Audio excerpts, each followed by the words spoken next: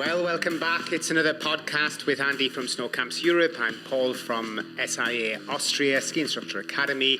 We're here to have a little chat and see what topics we can bring up this time. How's it been going, Andy? All good, been busy, although I've now kind of finished for 3 or 4 days before I go off to a different resort and do a bit of work. Well, a holiday. I've been busier off the slope than I was when I was on the slopes. But fatal error, the amateur's error. Hang on, I'll quickly switch mine off while he does that. It won't go away. Go away. This is how busy he is. Right, that's how busy I am. Yeah, that was probably another lesson booking. So a couple of days off before I go away. I'm going to go Hinterstode and help out a ski school over there for a week who are short because of Brexit. And but you've been away as well, haven't you? Yes. Although these podcasts are all recorded in batches, it might take some time for this one to be released. Basically, it was when I went at the end of the ski season in France to Morzine with our sister company, Basecamp. So I went out there actually primarily just to renegotiate and get everything ready for the following season, accommodation-wise, ski school-wise, and to also because have a jolly. Well, no, it really wasn't. Though actually the main event, Snowboxx, was happening at the time, which is a huge outdoor festival on the slopes. So you went to Morzine to go to a festival on the slopes. Yeah, because that looks definitely like the sort of thing I do. Although actually I was taken back because Faithless was there. Faithless, God is a DJ, and it's all from our side. And I was up on stage with her.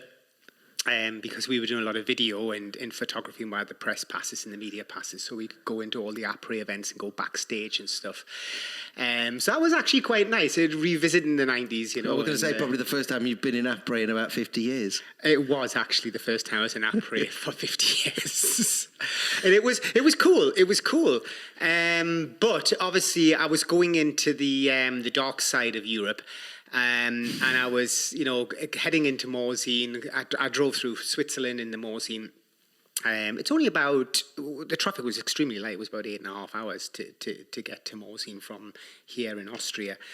And it's a different vibe. I'd say it's far less sophisticated compared with Austria. Mm-hmm. The feedback sort of thing I get from BAS, which is the main, the British school down there that deals in Basey and everything, and a very, very good setup.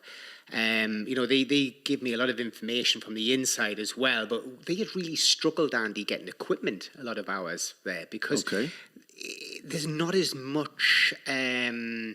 we've got obviously the Brundle shop, and it's incredible. Yeah, it's massive. It's ridiculous. Europe's largest ski department, I believe. Is it? Yeah, right, okay. Yeah. Could well be, because, it's just ridiculously sized. And you name it, the brands there, from shoes to skis, you've got the choice. You can just do whatever you want. But they said they really find it difficult, and I was a bit surprised, by that. Yeah, and we've had this problem also in Canada, actually, in our resorts. Getting equipment, it's not that easy. Whereas we just take it as a given here. We can walk in and take anything you want off the shelf, basically. And sometimes you might have to wait 2 nights for something to turn up, but very rarely. So that was the first interesting thing. And then I also noticed last time I was I did go to Morzine 2 years ago, but the last time I skied there as a recreational skier must be 25 years ago. Mm-hmm. And it's definitely changed a lot. And a bit in the sense from the accommodation side, a bit like here, where they're knocking down anything that I would call budget related. Yep. You're 25 to 35 to 40 euros a night. And everybody's just redeveloping and putting in really plush, either self-catered apartments or bed breakfast style apartments. That was interesting. That is going to be a problem for resorts if they keep doing that. I know that sounds a bit weird because you think, get the nicest places, the nicest modern places, the nicest 5-star accommodation. But if you just keep upping your level of accommodation to such a point, you're going to lose a huge degree of budget skiers that just can't afford that type of holiday. Yeah, there needs to be a percentage of cheaper beds in a resort. Or, you'll just outprice people and people won't be able to come. And I would think also it will affect the people coming into the sport, because it's expensive to come into the sport anyway with lessons, lift passes, etc., which we've spoken about on other podcasts. But if the price of a bed goes up and up and up, then everything else is going to go up and up and up. So the whole thing's going to go up. Well, it'll affect the small cafes, the people who are selling their croissants, their breakfasts, their coffees and bars and things, if you get rid of that clientele and end up with a clientele that can only afford, this plush luxury style stuff, because they'll want to then generally eat in nicer places, etc. Exactly, yeah. It has a knock-on effect. Not that, from my side, I do prefer a nicer standard, but I do understand the importance that you have that budget accommodation as well. That just needs to be clean, and people can use it. Comfortable bed, powerful shower, clean room. Yeah, and this is the thing. Funny enough, the hotel I went into was the 3-star hotel. And Gary had said, it's the only one I can find, this, that, the other, and he knows I like my 5-star hotels.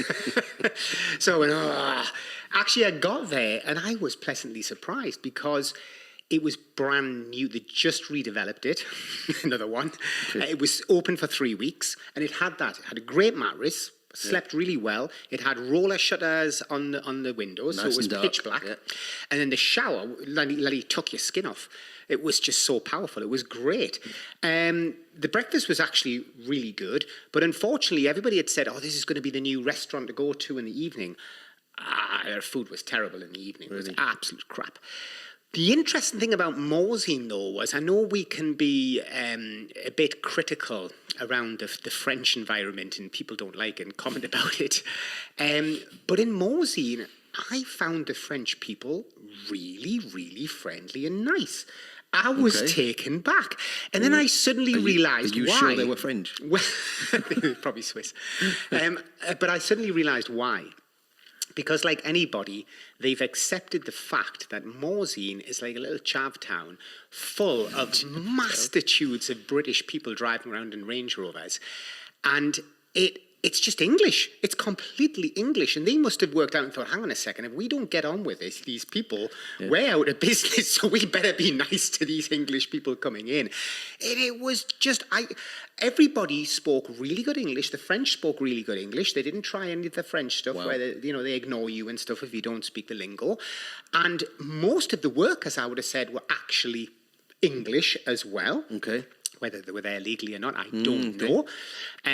But it was actually a pleasant change. And I was taken back at how friendly the whole resort was. I thought it was really good. Okay, that's interesting. Now, the burning question is, Morzine, snow? Oh, sorry, I didn't realise you wanted snow. Was there any snow? Seriously, snow? No, not really. It obviously was the last weeks of March, and they'd had said they'd had a particularly dry season. And although it looked like they'd made great effort into using the preparation of the slopes properly, maybe had a bit of artificial snow lower down, etc.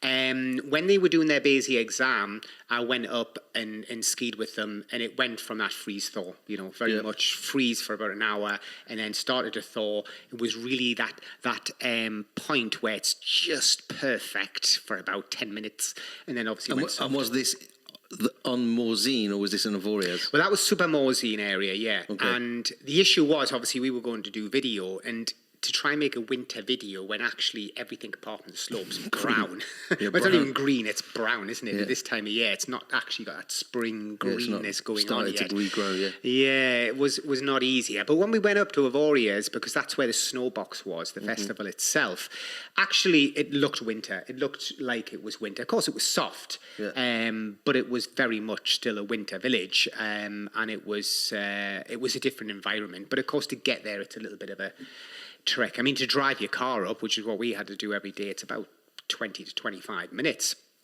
to drive up. But they said you could get a little bus to a connection on the lift, and you could be up there in about 10, 15 when minutes. I was there, again, which was 20, I don't know how many years ago, the very first time I went, you had to go to a gondola, a big, like 60-person gondola to go up. Right. And because there was no snow in Morzine, we literally had to queue for like 1.5, 2 hours. Oh, and then that was the same coming down. But when I went back, probably about 15 years ago, I do remember there was a connection to get you up to. There was another lift to get you up, so it wasn't as bad. But yeah, I've been twice. Never had snow in Morzine when I was there. It's weird because when I was there, and I'd been twice as well, about 25 years ago, we had dumps of snow each time we were there, like proper full on. There was probably the first real experience of powder that I'd had was in Morzine. So I think it's like any resort. We've said this on podcasts. If you get a good season or you get good conditions when you're there, you could find that resort epic, like really good. I think you can't deny the ski area that it's all linked to. It's a fantastic It's the biggest ski area in Europe. Yeah. It's huge. Oh, and you can go over the border into Switzerland, and obviously you've got the height of Avoriaz and a few other places. It's just, for me, it's just, as we've always said, it's in France. Yeah, no, and as I say, I mean, I'm willing to correct myself and say I was pleasantly surprised. The staff were really nice. The hotel was really nice. We went to a couple of restaurants. They were very friendly. The food, we were generally eating pizzas and, hamburgers, the usual stuff. So I don't know what it was like. I wasn't going to go out for anything, particularly plush.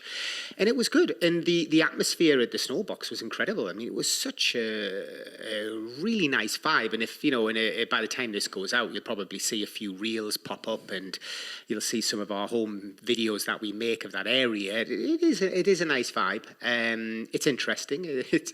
So I had generally a good time. Good stuff. And the festival thing itself, how many people? Big? Oh, yeah, it's thousands. I mean, it must have been 5,000+ people. And is it all week or is it a weekend? No, it's an all-week thing. But yeah, it was going on all week, and we had sponsored a few events like the sledging event, when they went down and crashed and smashed themselves to pieces. Them sort of events.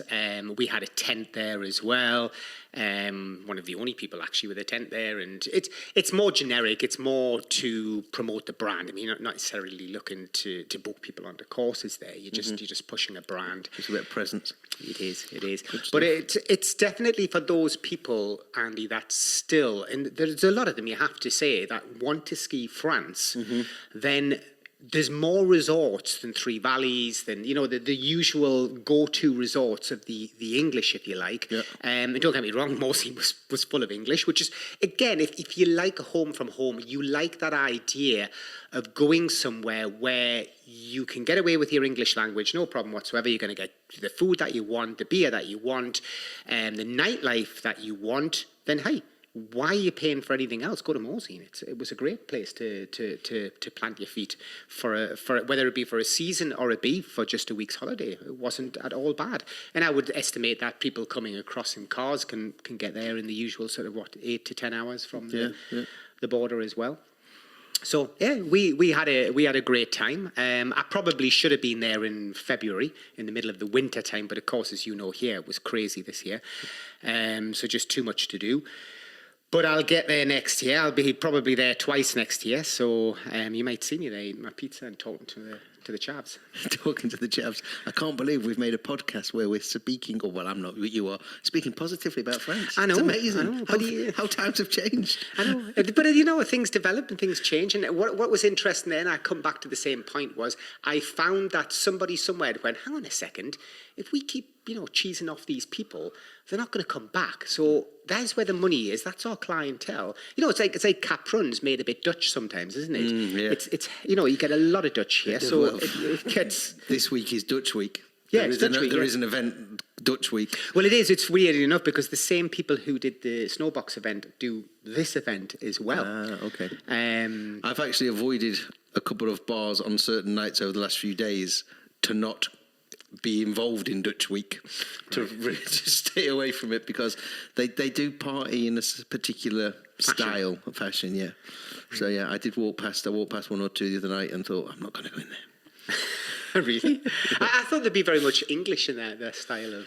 I like a bit of house and but the music is just the very, like, the après music that we have is predominantly for the Dutch market. Right. And apparently that's what they listen to in their cars on the way to work. Right. But it's just that, must psych them up, that Johnny Depp. All right.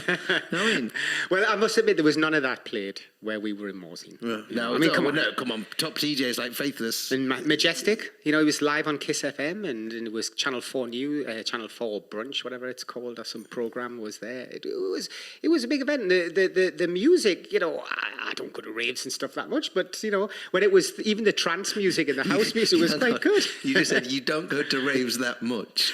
That gives us an indication that you do go to raves once a week. But I have to say, this winter, obviously, if you've been to Capron, Pavillon Bar is one of the main après places. I've actually sat in the back room. You get one of those people now. Every time the old smokers' room. What was, yeah. But I've sat in there to get away from the hurdy-gurdiness, also because of COVID. Yeah, right. And that's where we've had our groups, is in the back room where it's a little bit quieter, a little bit more sedate. Well, actually, as well, Gary and the sales team, they brought down those discs with the Squid Game in. Squid Game? Yeah. Right. So the one where they lick the honeycomb biscuit thing and then they have to chip it out. Yeah. So we bought all them. So we've got thousands of them. And actually, he's got that many left that he gave me about 200 to bring back to Capron. So I thought that'd be great for an event. So you open up the disc and inside is a biscuit, and it's in different shapes, isn't it? It's either a star and they have to or a number. Scrape it yes, out, they're all circular. Yeah. But you then have to cut the shape out. And of course, if you get the triangle, it's easy-ish. Yeah. And if you get something like the umbrella or the whatever else it was, the star or something, it's quite a lot. Yeah, the star was on. And if you fail, you get shot in the head. Yeah. So we had guns.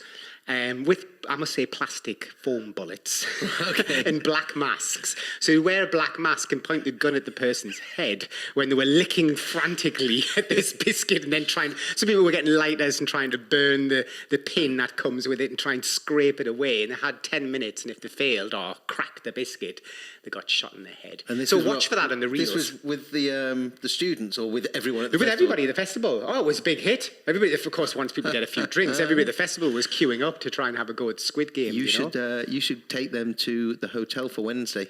Yes, yeah. Well, I meant to tell you because they're in the cellar at the minute, and I thought I must remember that they're there because I still have from 2 years ago, Andy, things like skis, poles, socks, loads of giveaways that I've just never given away, and they just keep piling up in the cellar, and I keep going, and then I ask for more from sponsors, and they just send more stuff, and then I forget that stuff sitting in the cellar, and I go, and I said to Jamie before, I says, you need to come and collect all this crap from my cellar and take it away, please. I must have about 50 ski poles. The thing is, we used to give a lot of that away at the beach party. And we haven't had a beach party for what now? 3 years. Yeah, we haven't been able to have it. But it was interesting because the number of people who were licking each other's faces there was just ridiculous. I just thought this is just COVID soup. It's gone off here, hasn't it? Again, I met up with Mark and Brooke, who've just arrived for the clinic next week, and they were saying the other day in England there was 1 million new cases. Oh, right. In one day.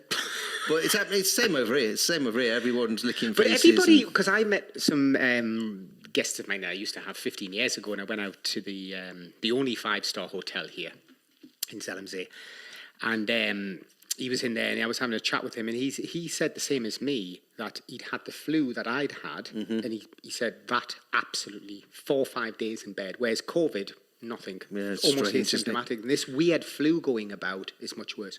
In France, there was, let me think, no restrictions, nothing. Nothing at all? Nothing. Really, just nothing at all. Because we're back on, we're supposed to be back on masks, but then no one's wearing masks. Yeah, I think people have just ignored a lot of it, haven't they? I'm a bit confused. Being enforced. I think they've said the business can decide. So Brundle, the big ski shop, are saying you can't go in without a mask. Oh, right. Because when people were being asked for 3G, if they didn't have 3G, they were there walking away from the shop. So they want them in the shop. So they've said masks for in the shop. Right. But I think the lift system, because we're all 3G on our lift pass, we don't have to wear a mask, right. But they're advising you wear a mask because the signs have come back up. Right. But I thought because the gondola system was seen as open transportation, you had to wear it in a gondola but not a chairlift. But you see, this is what I mean, confusion. Yeah, it's no, at the minute, no one has a clue what's going on. Yeah, and of course, with other things happening in the world, COVID is certainly taking second place. Well, hey, I've managed to spend 20 minutes talking about France. But yes, and just in case it confuses you, it was actually with the Basecamp brand. It wasn't with SIA, which is another brand that I have. So you can check out that one as well. Visit the website. Press the stupid crickets. What I have to put up with. Au revoir. That was French.